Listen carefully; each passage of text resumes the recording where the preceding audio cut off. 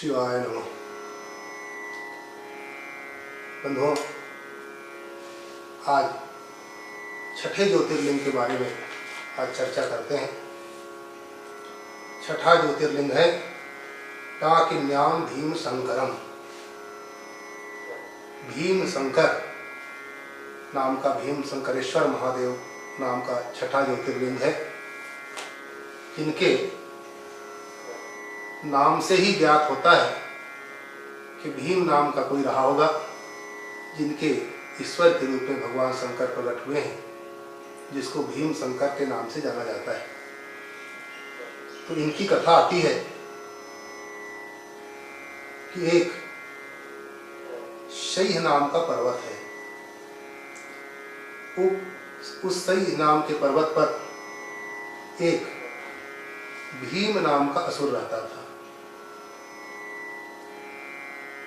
वह असुर बहुत ही शक्तिशाली, सारे देवताओं को उन्होंने अपने बल से जीत लिया था।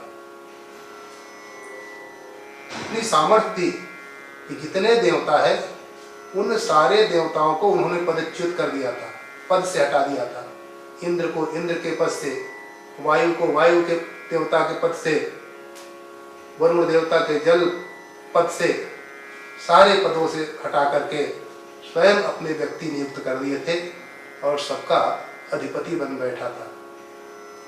ये भीम कौन था, इसके बारे में शौनकादि ऋषियों ने सूत जी से जब पूछा तो सूत जी महाराज ने शौनकादि ऋषियों से बताया कि यह कर्कटी नाम की एक दैत्या थी, राक्षसी थी, और जो रावण का भाई कुंभकर्ण था उन्हीं के द्वारा ये उत्पन्न हुआ था। एक बार भीम ने स्वयं, उस भीम नाम के असुर ने अपने माता कर्कटी से पूछा था कि हे माता जी, मैं कौन हूँ, मेरे पिताजी का नाम क्या है, क्योंकि इस पर्वत में आप और मैं, हम दोनों ही रहते हैं, बाकी तीसरा कोई दिखाई नहीं देता, हम हैं कौन। तब अपने पुत्र के पूछने पर उस कर्कटी ने कहा कि हे पुत्र, मेरा नाम कर्कटी है और जो मेरे माता पिता है, पिता में कर्कटो नाम, माता में पुष्कसी मता, और भर्ता मम विराधो ही रामेण निहित पुरा। उस कर्कटी ने कहा कि मेरा नाम कर्कटी है, मेरे माता और पिता कर्कट नाम के मेरे पिता और पुष्कसी नाम की मेरी माता थी। ये असुर कुल में उत्पन्न और उसी कर्कट के पुत्री होने के कारण मुझको कर्कटी नाम से जाना जाता है। मेरा विवाह विराध नाम के असुर से हुआ था। विराध की मैं पत्नी हूं, मेरे कोई संतान थे नहीं, और उस विराध को जब भगवान विष्णु राम अवतार जब लिए तो रामा अवतार में उस विराध को मार डाला था। आपने विराध की चर्चा रामचरितमानस में सुने होंगे कि भगवान राम जब वन जा रहे थे, वनवास जब हुआ था, तो रास्ते में उनको एक असुर मिला था। तुलसीदास जी महाराज उनके बारे में लिखते हैं कि मिला असुर विराध मग जाता, आवत ही रघुवीर निपाता। जब भगवान जा रहे थे तो रास्ते में विराध नाम का असुर मिला था। ये इतना दुष्ट था। यह विराध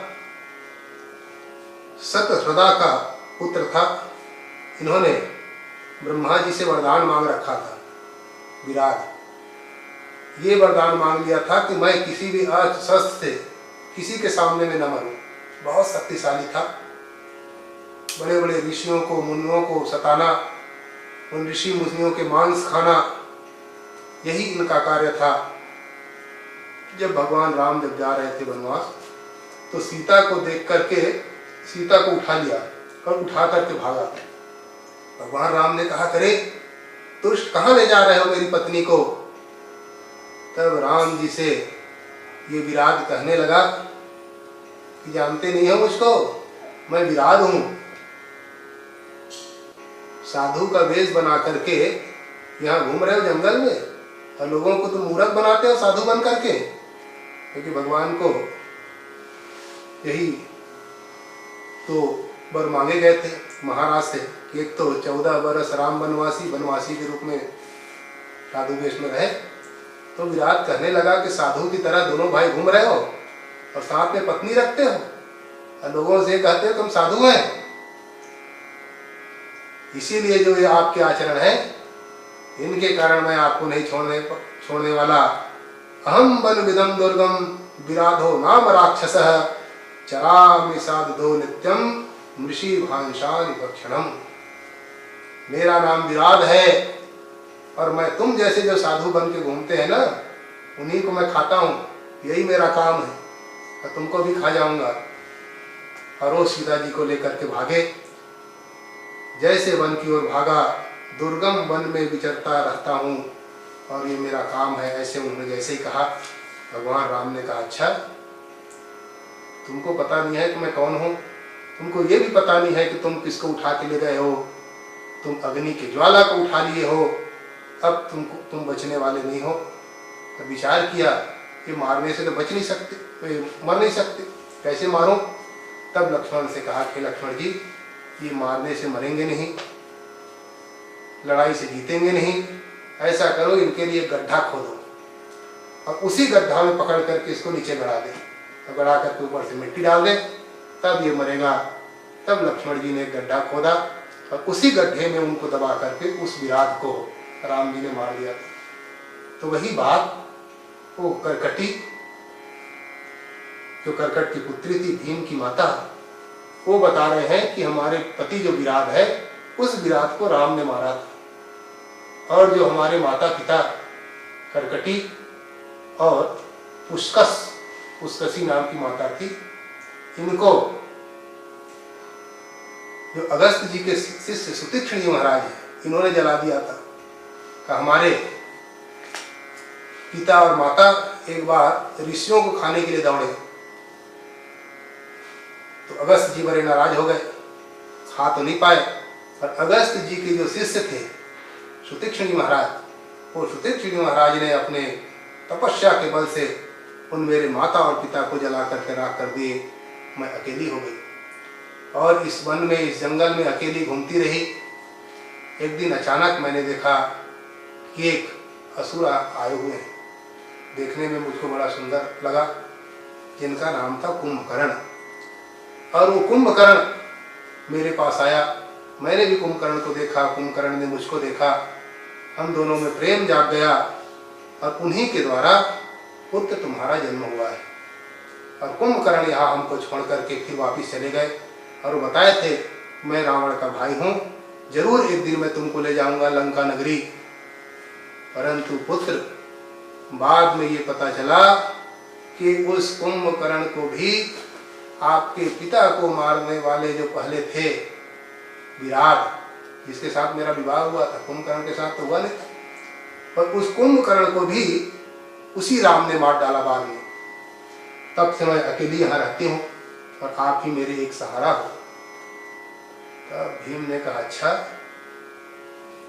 वो राम विराट को भी मारा, कुंभकर्ण को भी मारा, उन्हीं के भक्त ने हमारे नाना नानी को संहार किया, अब मैं उनको नहीं छोड़ूंगा, मैं उसको मार डालूंगा। ऐसे मन में विचार करके अपने माँ से कहा कि हे मैया, अब मैं शक्ति अर्जित करूंगा। तब उन्होंने ब्रह्मा जी की आराधना की। ब्रह्मा जी प्रसन्न हो गए और जैसे ब्रह्मा जी प्रसन्न हो गए तो ब्रह्मा जी से कहा, ब्रह्मा जी ने कि पुत्र बोलो, क्या चाहिए तुमको? मैं तुम्हारे इस तपस्या से बहुत प्रसन्न हूँ, आप चाहो तो जो चाहो सब वरदान मांग लो। तब उस भीम ने कहा कि हे ब्रह्मा जी, मत्तो भिक्षते नित्यम स किं जानाति स्वाकृतिम योगिनाम काच निष्ठा वही भक्तानाम प्रतिपालने। उन्होंने कहा मुझको ऐसा वरदान दीजिए कि कोई मुझको जीत ना पाए, मैं अविनाशी रूप से यहाँ रहूं, जो मेरे सामने में आए वो नतमस्तक हो जाए, ऐसा आशीर्वाद आप मुझको दीजिए, कोई मुझको पराजित ना कर पाए। भीम ने जैसे ही ब्रह्मा जी से वरदान मांगा तो ब्रह्मा जी ने कहा चिंता मत करो, तुम बहुत शक्तिशाली हो जाओगे, बहुत शक्ति तुम में आ जाएगी, तुमको कोई जीत नहीं पाएगा सामान्य रण समर में। बस भीम आया, अपने माता से कहा मैया अब मेरी शक्ति देखो, जितने देवता हैं उन सारे देवताओं को मैं अब हराऊंगा, अब आप मेरी शक्ति देखिए। और भीम वहीं से निकल पड़ा और निकल करके जितने देवता थे उन सारे देवताओं को हरा दिया, हरा करके स्वयं कब्जा कर दिया, सबको पद से हटा करके पदच्युत करके स्वयं राजा बन गया। अपने व्यक्तियों को उन पद पे उन्होंने नियुक्त कर दिया और वहां से लोकांतर को भी जीता। फिर दक्षिण में गया और दक्षिण में जाकर के भगवान शिव के एक बड़े भक्त थे जिसका नाम था कामेश्वर, कामरूप देश था। उस कामरूप के राजा महाराज कामेश्वर जो भगवान शिव के बड़े भक्त थे, उस शिव भक्त को जाकर के भी उन्होंने जीत लिया और जीत करके उनको बंधन में बांध दिया, बंधन में बांध करके कैद खाने में भी डाल दिया और कैद खाने में डाल करके उनको बहुत सताने लगा। कैद में तो उनको डाल ही दिया, वो भी मतवाला था, भगवान शिव का भक्त था, क्या उनको ज्यादा चिंता, बहुत ज्यादा चिंतित नहीं हुए।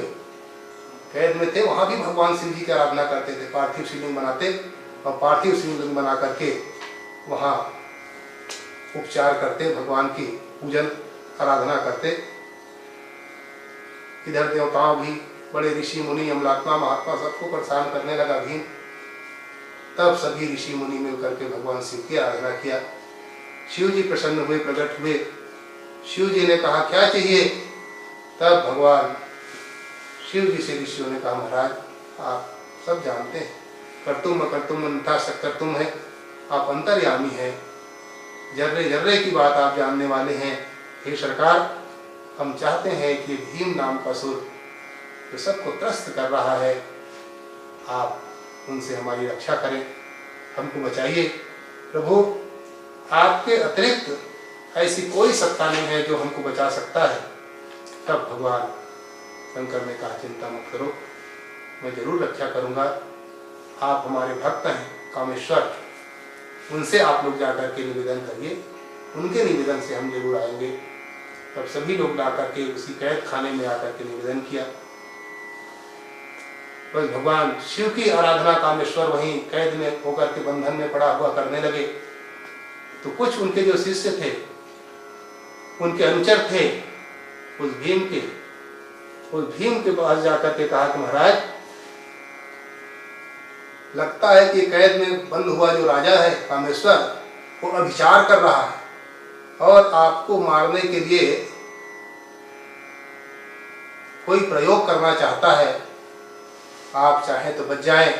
जैसे ही कामेश्वर ने सुना, अच्छा मेरे लिए विचार, मेरे को मारने का उपाय, बस वहां चला आया और जा करके उस कामेश्वर से पूछने लगा, क्यों भाई तुम ये क्या कर रहे हो, क्या चाहते हो? तब उन्होंने कहा महाराज, मैं देवाधिदेव महादेव की आराधना कर रहा हूँ, जो मेरे इष्ट हैं, जो सबकी रक्षा करने वाले परमेश्वर हैं, उसी की मैं आराधना कर रहा हूँ। कहा अच्छा, उस शंकर की आराधना करते हो जो हमारे दादाजी हैं, हमारे पिता के बड़े भाई हैं, उनके यहाँ रोज भिक्षाटन के लिए जो आते थे, जो रोज भिक्षा मांगते थे, आप उनकी आराधना कर रहे हो, उनकी पूजा कर रहे हो?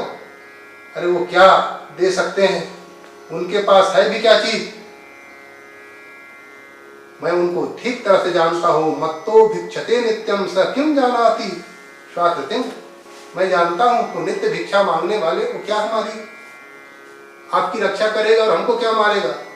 जिनके पास कुछ हो तो ना उनके पास शक्ति हो और तुम उनकी पूजा अर्चन करते हो। ये पूजन अर्चन छोड़ो, अगर तुम पूजन अर्चन नहीं छोड़ोगे तो मैं तुमको समाप्त कर दूंगा। ऐसा कह करके जैसे ही मारने के लिए भीम तत्पर हुआ तो कहा, तेरी ये जो शिवलिंग है, जो पार्थवेश्वर की तो पूजा कर रहे थे, कहा इनको तो समाप्त करूं, तेरे से तो लड़ी लूंगा, इनको पहले समाप्त करूं। और तलवार निकाल करके भीम जैसे आक्रमण करने लगे, तेरे को भी मारूंगा और तेरे ये जो पार्थवेश्वर की लिंग बनाए हो इनको भी समाप्त कर दूंगा, सदा सदा के लिए समाप्त कर दूंगा। अगर यहाँ कोई रहेगा तो केवल एक की पूजा होगी, जिसका नाम है भीम, और कोई पूजा हो नहीं सकता।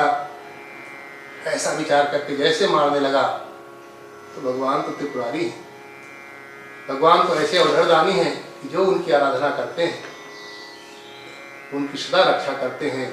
इसलिए तो भगवान का नाम है विश्वास। जो विश्वास करके उनके पास जाते हैं उनका विश्वासघात कभी नहीं होने देते भगवान। इसलिए भगवान को विश्वास रूप कहा गया है। भगवान स्वयं रक्षक हैं, भगवान ये सह नहीं पाए और भगवान स्वयं वहां पे देत संपदा सकेत से निकेत जाचकनी भवन विभूति भांग वृषभ वाहन है। जो भगवान वृक्ष पे चढ़ने वाले, मदमस्त रहने वाले, जो उनके शरण में आ जाते हैं, उनकी शरणागत की रक्षा करने वाले भगवान वही प्रकट हो गए और प्रकट होकर के उनकी रक्षा करने के लिए आ गए। जैसे ही भीम ने देखा, भीम ने देख करके जैसे तलवार फेंक करके मारा, भगवान ने अपने त्रिशूल छोड़ दी, उसके तलवार के टुकड़े टुकड़े कर दिए।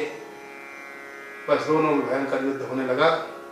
उनके असुर सेना सब आ गए, उन सबको भगवान ने समाप्त कर दी और अपनी ज्वाला से उस भीम को भी वही समाप्त कर दिया।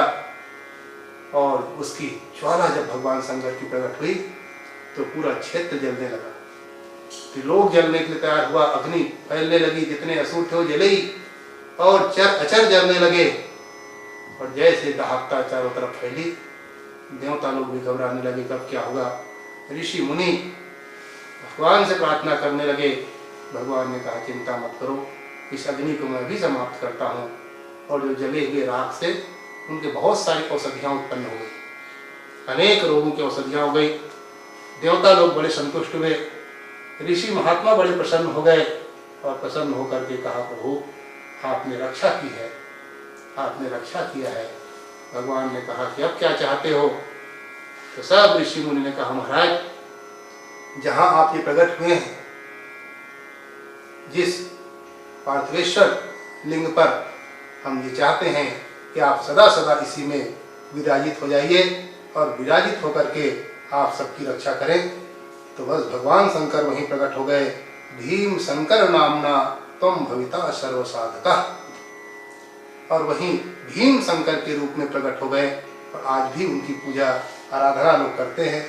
और जो उनकी पूजा आराधना करते हैं उन सबकी कामनाएं पूरी होती हैं, उनके सबके मनोरथ को भगवान पूर्ण करते हैं।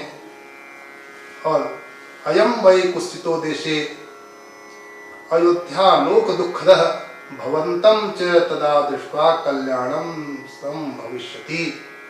और ये कहा गया कि कोई भी भविष्य में भी अगर कोई यहाँ दर्शन करने के लिए आएंगे, उनकी सारे मनोकामनाओं को मैं पूरा करूँगा। और भगवान पूर्ण कर रहे हैं। आज भी भीम शंकर लोग जाते हैं और 12 ज्योतिर्लिंग में एक ज्योतिर्लिंग, और उनका दर्शन करके अपनी मनोकामनाओं को पूरे करते हैं।